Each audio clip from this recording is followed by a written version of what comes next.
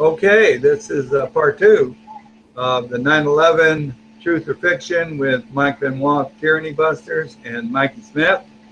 And I forgot where I think the last question I asked that we got cut off on was that I had talked to a structural engineer, and he had said that on the Twin Towers, the planes that sheared out like one side of the towers, that their plan was to do that because that shifted the weight the rest of the skyscraper to the other three sides, and those three sides weren't strong enough to carry that weight.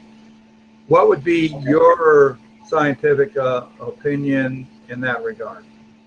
Well, first of all, it's not true at all that the other three sides, had there only been three other sides worth of internal and perimeter columns. We have core columns. There's 47 core columns in the middle, and you have over 100 on the exterior, like a cage. That's not true. But what I would have asked him is that, okay, well, assuming the plane just sliced right through it like a guillotine blade, just lopped the head off the top of the Twin Towers there, the top 10 or 15 floors, why did it fall right through the middle of what was the undamaged, zone below the impact? Below the impact zone, you had steel structure that had been holding that building up for over 30 years. Why didn't it just fall over? I mean, that doesn't make any sense at all, that the building suddenly couldn't support the weight of the... Do you understand that one of the problems that we have is that people assume that the top of the building was so heavy that even if you lifted it up, if you cut it completely clean in half and you lifted it up just a couple of feet and then dropped it back down, that it would just act like a pile driver hammer and just pound the building below smithereens all the way down. Well, see, and then self-destruct when it got to the bottom. You said something, Mikie, that he left out. You said there were 47 interior supports for the building? Oh, yeah, okay. 4 columns. 4 columns. Yeah. So in fact, when he was explaining it, he explained the difference between the Empire State Building and the Twin Towers, and he was like operating without, I guess, enough information, because he said all the strength was on the skin. And so you're telling me that there were 47 internal columns that were carrying the weight too. Right. I mean, as a structural engineer, he obviously has absolutely no familiarity at all with the whole problem. Right. Then the most basic architecture of the building. So. Okay, so tell me this then. What caused it to go straight down then, if it wasn't just... Well, you have to cut all that steel that lies between the top of that building and the ground. You had at a minimum of 70 floors, if not more, 70 to 80 floors, depending on where the damage, how far down it extended at the lowest point. That's an awful lot of steel. You have to understand there's 90,000 tons of building steel. If you saw the photographs from the 60s and early 70s of these buildings being erected, there's an enormous amount of steel. There's so much mass from steel and concrete that having a 40-ton, airliner crash into them is about like having an aluminum beer can shot out of a cannon into a pine tree. All right, so it'll make the tree sway, sure, but it's not gonna tear the tree all the way to the bottom. Okay, so were the steel columns cut? Well, it had to be. I mean, when we look at how rapidly Building 7, a building that wasn't even struck by an airplane, when we see it descend and it's all there, they don't play it on the news anymore. They showed the morning of 9/11. It was the afternoon. It was about 5:21 p.m. in the afternoon.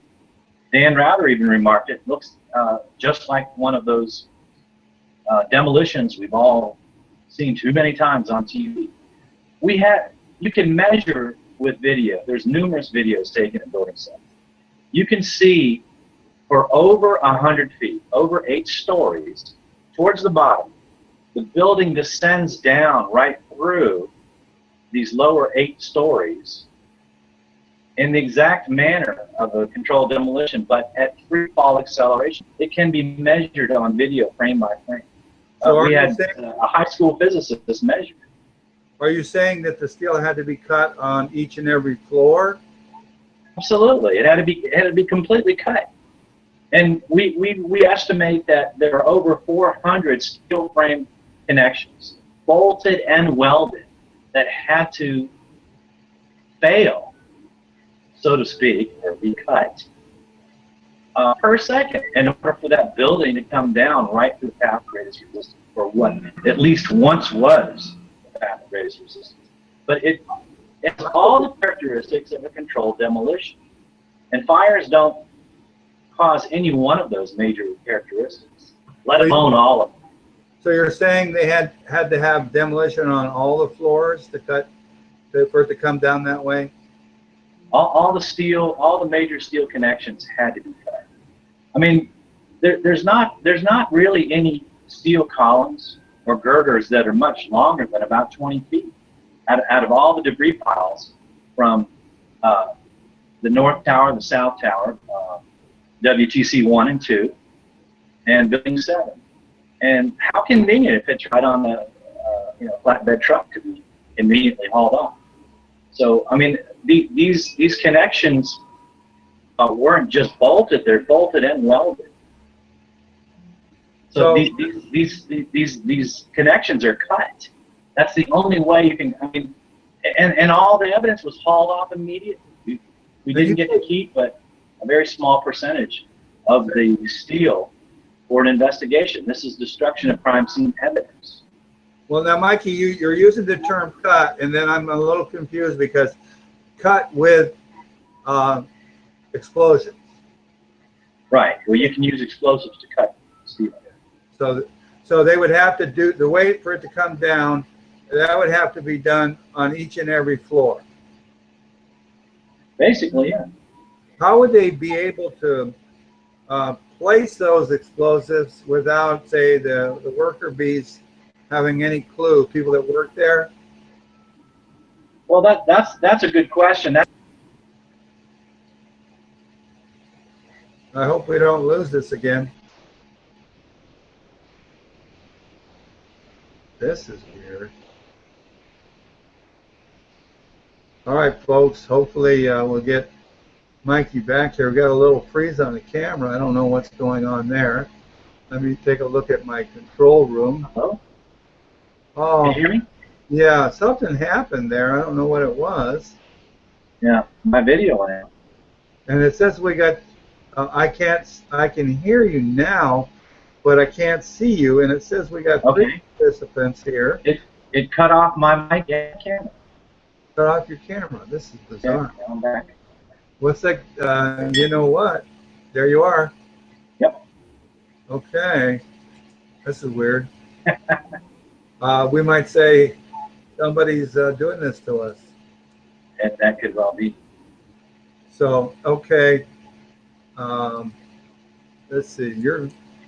This should be just showing you on the screen, not me. So it's playing around with that function too.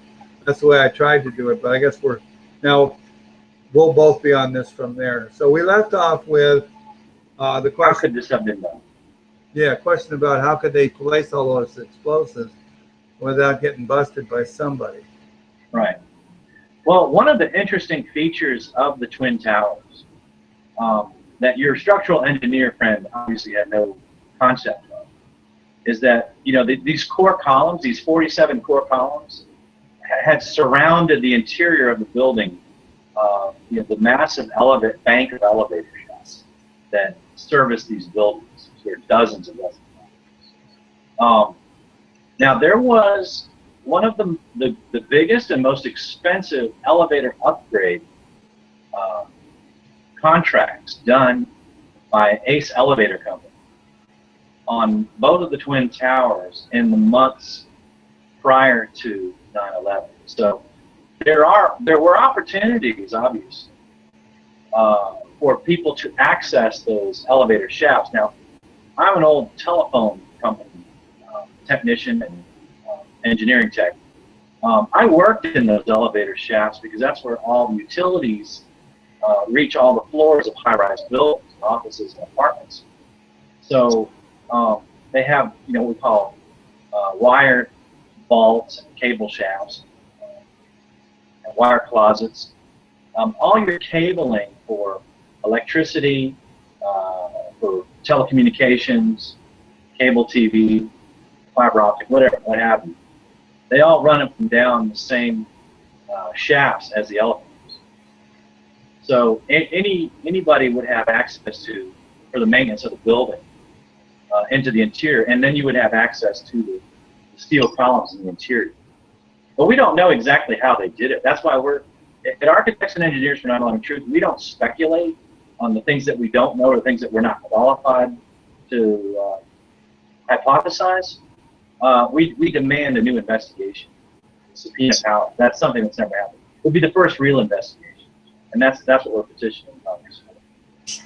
Now, so with the if they're cut by, all these floors are cut by explosions. Right. As the building's coming down, I don't know the timing. The explosives would have to have a timing sequence. Would that not be a bit visible to people observing the building to see these explosions occurring as the building's coming down? Absolutely. One of the unique features of this phenomenon that has been observed and documented and analyzed very thoroughly in scientific papers, and that's the type of ordnance that was used to destroy the steel and concrete. So the evidence that was found and immediately sent by, these are by the citizens that lived in the neighborhood. I thought there was something very fishy that went on that day. The dust was collected by literally dozens and dozens of New Yorkers in Lower Manhattan. And these dust samples were sent to one scientist in particular, Dr. Stephen E. Jones, a renowned physicist who worked at the National Defense Laboratories, like Sandia and Lawrence Livermore, major defense contractor weapons laboratories in the United States. And he was teaching physics at Brigham Young University and had access to some of the most sophisticated electron microscopes and very, very high-tech equipment for examining materials at the molecular level. So these materials were given to this one scientist, and he started sharing it with a lot of his colleagues. But what we see at the super microscopic level is there are materials in the dust. Number one, the first thing that gave away, there's something very unique about this explosive residue or materials in the dust, are all these tiny, we call them microspheres of predominantly iron, molten metal. Now, what causes a droplet of iron to become round like that is surface tension. So if steel is melted and then splattered, little droplets will form as it flies through the air and cools very quickly. So there's literally billions and billions of these things in the dust. A very high percentage of this concrete dust has these iron microspheres. Well, where's all this iron coming from? We don't really use iron like this, almost raw iron, very, very little slag and byproducts in it. Where's all that coming from? Well, iron happens to be a byproduct of a chemical reaction with an incendiary known as thermite. And thermite's been around for over 100 years. It's used to weld, and the railroads of the world are welded together with a thermite process to join the rails together. So that was a real key indicator. Something very different about the destruction of this building occurred. Now, one of the things about thermite that is unique about it is that you can use it as an explosive. If you contain the chemical reaction, it creates super high temperatures, like over 4,500 degrees Fahrenheit, which is more than enough to melt steel, which melts at just over 2,700, 2,800 degrees. This reaction, if it's contained, it can explode. So you can tailor something and customize it in the chemical engineering process to have a combination of an explosive incendiary. Now, the other thing that came up when we really started looking very closely at the molecular level with electron microscopes and spectroscopy is that we see super tiny packages of this material at the nanoscale. So what we're seeing is a new material, and it's called nanothermite, and it is known, it is acknowledged in the scientific community. It's been around for about 15 years. It's been acknowledged, and you know, we were called crazy for saying that we discovered this in the dust. And you know, some of the critics would say, "Oh, well, that doesn't even exist. What are you talking about?" And then we found the patent for it. There's actually a newsletter from the very same national laboratory where Dr. Jones once worked at, Lawrence Livermore National Laboratory in Livermore, California, that had a newsletter bragging about this new material that this defense contractor could manufacture in industrial quantities. And so there you have it. So what about if you do research, you can find this stuff. What about the other side, that their explanation about Building 7 coming down? What do they claim? Well, one thing is they don't really like to talk about Building 7. They'll say, "Oh, well, it's not the only building that was destroyed. If you look at Building, 3 and 5, the Customs House and everything, they were all pretty much destroyed. But they weren't complete collapses. They were not what we call globally collapsed into their footprint. They had massive damage from the debris, the big, heavy, multi-ton steel girders and columns from the Twin Towers falling down on them and crushing them. But they still look like buildings. One of the problems that you have with the Twin Towers, they were so thoroughly disassembled. There's no concrete chunks of even the floors available to even look at, try to analyze what happened. I mean, the concrete is pulverized, like powderized. It's in powder. It's all over Lower Manhattan. So there's something very unique going on with the Twin Towers and Building 7. Building 7 fell directly into its own footprint, its own building perimeter footprint at free fall acceleration, or at an acceleration indistinguishable from free fall, based on measurements taken from the various videos all around the building. And that's very unusual. I mean, what we're saying is that you're taking, if you took a bowling ball and dropped it off the top of the roof of the building for over 100 feet, the lower 8 floors that just fell, it would be indistinguishable. Because when you drop something, it accelerates the faster it reaches the ground, and that's what was happening. Building 7 fell into its own footprint in under 7 seconds, about 6.5 seconds. I mean, for that to happen, over 400 steel bolted and welded connections would have to fail per second for that kind of disassembly to happen. Okay, but still, then you say they don't like to talk about it, and you gave some good information, but you still haven't said what do they give as the official explanation.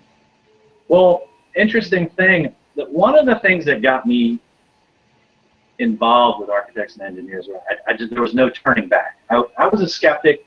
I was a guy that was on the sidelines for the first couple of years, while there were these pioneers like Stephen E. Jones. Wasn't able to see his presentation until probably about 3 years after 9/11. I mean, he was just putting the stuff together and started lecturing and putting together documentaries and lectures and presentations and so forth. But I was reading some of the papers and some of the articles.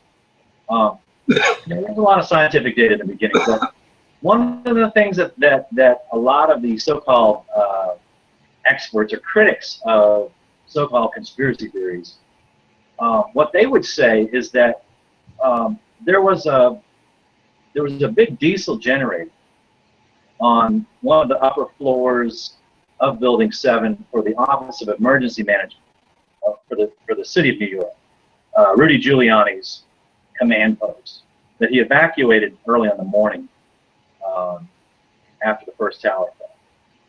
And they, it was full of diesel. It had a huge diesel tank. Well, they would say that diesel tank caught on fire and it was just out of control. And the sprinklers couldn't put the fires out because they had to cut water off to lower Manhattan to fight the fire. Well, that was all proven to be patently false. Number one, the diesel never caught on fire. The fires that affected Building 7 weren't even on the same floors as the OEM and these tanks. The government doesn't even argue that. So you have you have two federal agencies. You have the Federal Emergency Management Agency, which did the initial investigation, and then that was followed up by NIST, which is the National Institutes for Standards and Technology.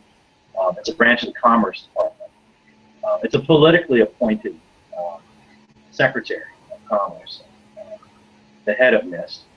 But they don't even try to say that Building 7 fell as a result of the diesel tanks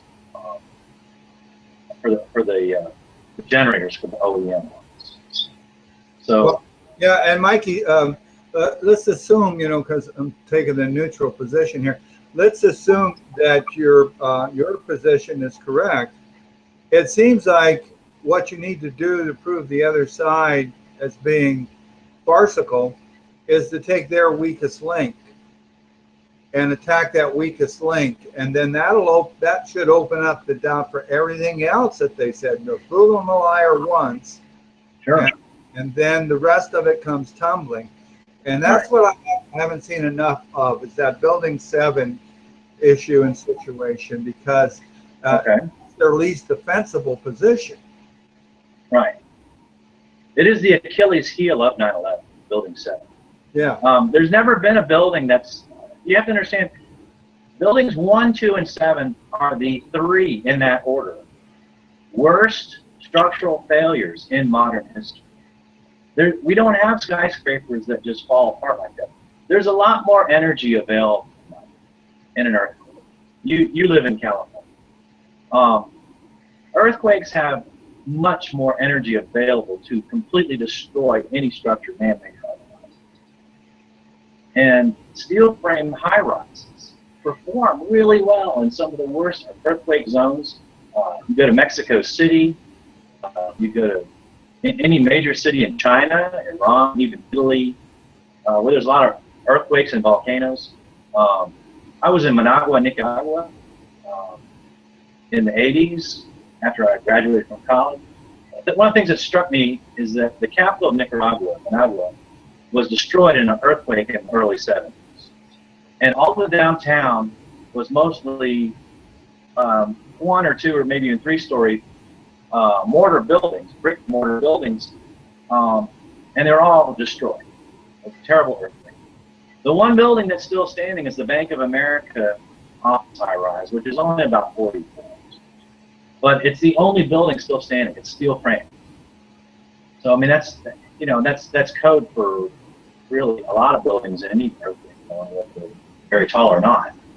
But they're expensive, and so a lot of countries cut corners, and even the United States, they used to cut corners a lot worse, where earthquake zoning, before legislation was put in. These buildings perform very well under very adverse conditions. There's been plane collisions in buildings that weren't even steel frame. In Tehran, Iran, for example, just a few years back, maybe it was 10 or a dozen years ago, a major passenger jet airliner crashed into an apartment building. And of course, where the building struck and where, where much of the force entered windows and doorways and so forth, there was a tremendous loss of life, but majority of the people did survive, and the building didn't fall in on itself. The heaviest parts of the plane, the landing gear and the engines, where you would expect to cause the most damage. Yes, they cause tremendous damage, but you have to understand you've got a contest between a VW Beetle crashing into an 18-wheeler semi-tractor trailer. Who's going to win? Well, okay. The boat is going to be crushed like a tin can. All right, now, because we got two sides of this issue in the scientific community, I would like to ask you, what's the percentage of people in the scientific community that are on your side of this issue, and what's the percentage that are on the other side of the issue? Well, as you might expect, a tremendous number of people that are scientifically trained don't want to look at it. Those that do, that see our presentation, that attend Richard Gage's presentations, which he does all over the world, the vast majority of them are convinced that there needs to be a new investigation at the very least, and they don't believe the official government story.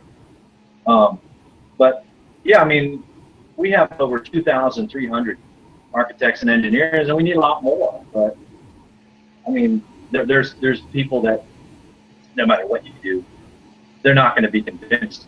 Tell them it's just they don't want to look at the evidence. So you have to look at the evidence, whether you have a degree or whether you're concerned and that's your career or not, to be worried about the safety of buildings. Everybody should be worried about public safety. Everybody has a duty to be concerned for public safety. If I saw a building that was unsafe, I wouldn't want to talk to anybody else. So what about, the Kennedy conspiracy? Probably just about everybody believed that the Kennedy conspiracy happened around the time of the shooting, the killing. Sure. But it didn't go anywhere. It's just kind of, was this people talking about it for decades. Sure. It never went. It didn't go anywhere very quickly for a lot of years, but it's been 50 years. I mean, we certainly know a lot more about the truth of the matter, which is the government's narrative absolutely cannot be true after 50 years. And that's taken a very long time. And much of the progress that's been made from professional people and people who have become professional just researching it along the years, a lot of that progress has been made just over the last few years. But they did petition the government. We had the House Select Committee on Assassinations that definitely proved more and more that the government's official narrative could not be true. I mean, right. And we still may never know exactly all the facts. I mean, they've had lots of time to cover the tracks. But one thing for sure is that there's really good reason why most people believe the government story cannot be true. There's no way that Lee Harvey Oswald could have been some lone gunman, lone wolf. Yeah. Well, I think the biggest narrative to me, or biggest fact in that whole scenario, is the policy shift of the presidency from Kennedy to Johnson. A huge shift in policy. Yeah. And so that tells me that maybe some sinister stuff coming out of Mr. Lyndon Baines Johnson. Warmongering fellow from Texas. But especially one of those things was Kennedy had already the plans and ready to carry out the orders to withdraw all American troops from Sure. Vietnam. Kennedy had that set to go. And that policy was reversed instantly. Absolutely. It's really funny. I was just at a family gathering a few days ago when that whole question of, JFK's assassination came up. Just seemingly out of nowhere, and people get about politics is can happen in almost anywhere you go. It was very interesting that no matter where people were on the political spectrum, from, you could say from the loony left to the rabid right, and everybody in between, there really wasn't any disagreement on the fact that JFK's assassination was an inside job, a cover-up. It's like, we had pretty good agreement. I mean, if that was the only thing that could unite Americans, imagine what could happen if the truth of 9/11 ever. Well, hopefully, because the weirdness of 9/11 to me, aside from whether or not the government was responsible for carrying it out or played a big part in it, like let these guys do what they were going to do because they knew they were going to do it, and kind of sets it up. That how they use that afterwards, again, whether they had anything to do with it or nothing to do with it, how it was used by the Bush administration as an excuse to go to war with Iraq. Yeah, I mean, that alone should be reason for anyone to be suspicious. It's like, what did the Iraqis have to do with it? There's nothing on the board at all that says the Iraqis had anything to do with 9/11. The Afghans. Well, it was 16 Saudi Arabians out of the 9. Right. So, yeah, the Afghans. They go to war with them. Yeah. No, in fact, there was a plane taking the Saudi families out of the United States. Exactly. 9/11. What I haven't heard from a lot of the 9/11 people, and it'd be nice to see, is all the stuff that's not kosher. It doesn't have to be, scientific opinion or any of that, but the non-kosher stuff. There's tons of it. Yeah, whether it be the removal of all the debris before it could be analyzed by private sources, anything that's tied into that. Another non-kosher thing to me is I'm watching 9/11 on my computer at home. I'm watching the towers, and then they flash when they showed President Bush sitting there with was it kindergarten, first grader or something? Yeah. And you see somebody reach over and tell him something, and he just gets this vacuous look on his face. Yeah. And that's it. Or another deer caught in headlights. Yeah. And another thing, when right after that, Congress passes legislation that says two high-ranking generals can order an airstrike on an American civilian airliner if they deem it necessary, which is saying to me that there wasn't the authority there to say, look, these planes are renegade. We know they're a living bomb because the first one is already hit, and we got 3 more that are renegade. There wasn't George Bush, President of the United States, Commander-in-Chief, saying, okay, take out the other 3 planes, because the first one is hitting Twin Tower 1, and how many minutes was it before the second one hit? Or the fact that fighter jets weren't scrambled to deal with it. That's a huge problem, and a lot of people look at that. There's a lot of military people in our population. I mean, people look at this, and they know that's not right. I mean, we have Dr. Bob Bowman, who's a retired lieutenant colonel from the Air Force. He was one of the highest-ranking Air Force colonels in government. Now, he passed away 2 years ago. He's a friend of mine. But I mean, he was head of the quote-unquote Air Force Space Command, which later was let out of the bag of Star Wars during the Reagan administration. A big thing of it. But I mean, that's the division of the Pentagon that manages all the satellites that cover North America's air defense with NORAD through space. And there's multi-layered defense technologies in place so that it really doesn't require human intervention. Because if the country was really under attack by a Cold War, nuclear capable enemy, and they just take out a couple of, people because there's too many eggs in one basket, and then the whole multi-trillion-dollar defense gadget wouldn't work.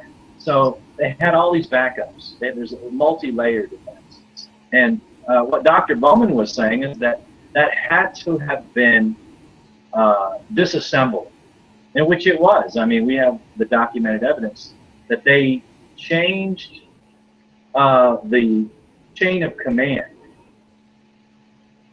which had been in place for decades prior to George W.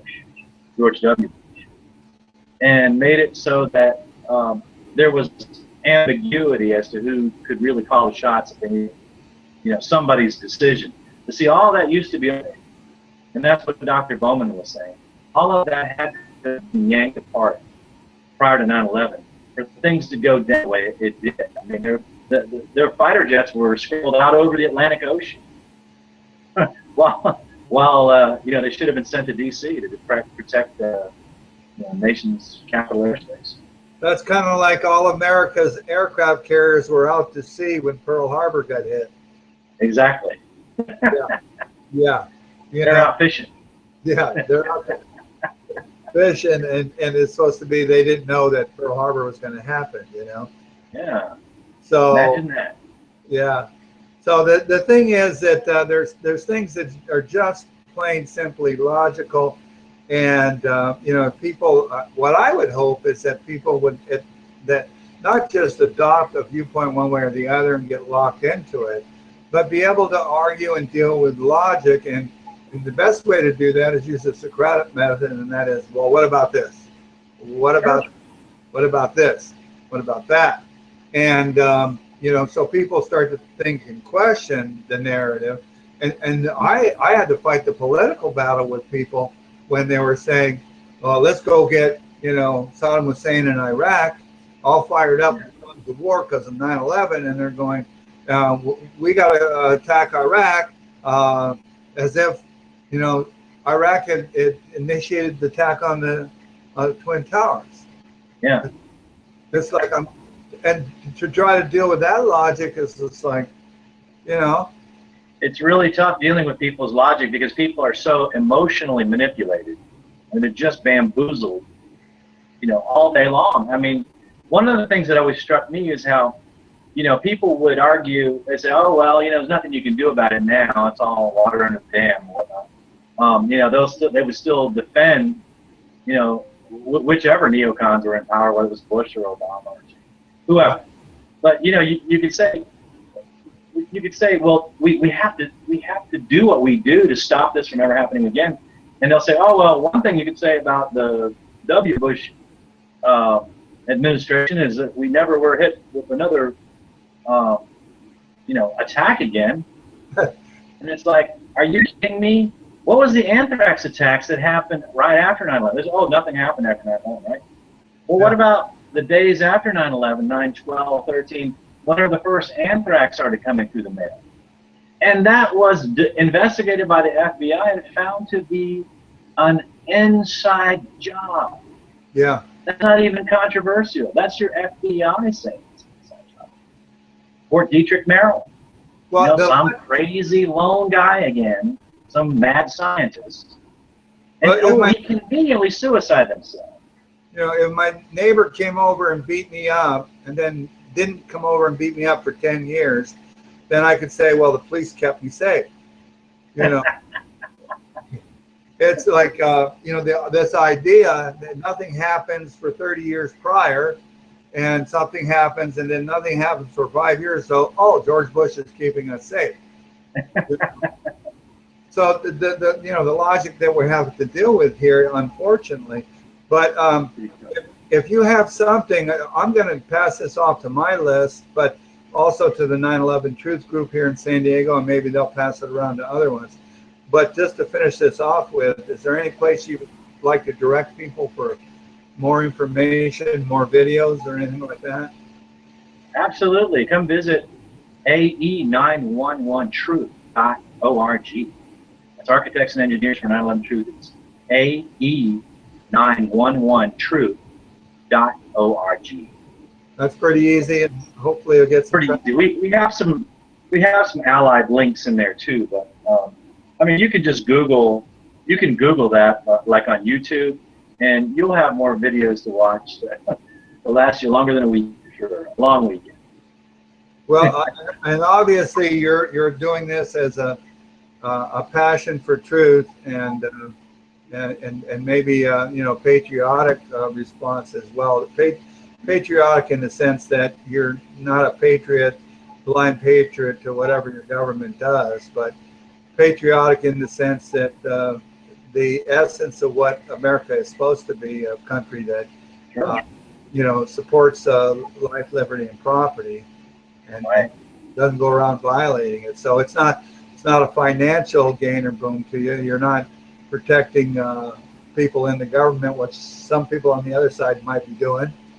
And you know, so I won't work for defense contractors, so I haven't made millions in the Afghan and Iraq wars and Libya and Syria and all those other great success stories. Yeah, that's another video, another time, because definitely 195% against that stuff. So yeah, there's no call to be supporting a military-industrial complex for that. That's another big thing with people. You try to get them to understand that we could still be the most powerful nation on the planet, able to glass any country around with half of our military budget, and just by staying home. So it's not like we need to keep spending hundreds of billions of dollars to fight the boogeyman, because the boogeyman does not exist. And if he dared to, if he did exist, if he dared to mess with us seriously, the boogeyman would be done. Yeah. You know? So, I mean, but to be so frightful, like a frightened child, when you know you're the Arnold Schwarzenegger on the beach and not the little baby. And so this is a hard thing for me to get through to people. And so there's so much of it there, but I think most of it is there's the lack of critical thinking skills. And that's why I do like all these videos, and the one subject after another is just not to try to sell people on my opinion, but to get them to examine their own opinion and see if it's based on facts, and maybe they're just adopting opinions instead of formulating them. Absolutely. All right, well, I know it's late. More critical thinking, that's for sure. Well, I know it's late for you, and I'm an early to bed kind of guy, so thanks for coming on. I'll send you the link to pick up the video and then pass it around to your friends. Thank you, sir. Nice talking to you, Mike. Have a great evening. You too.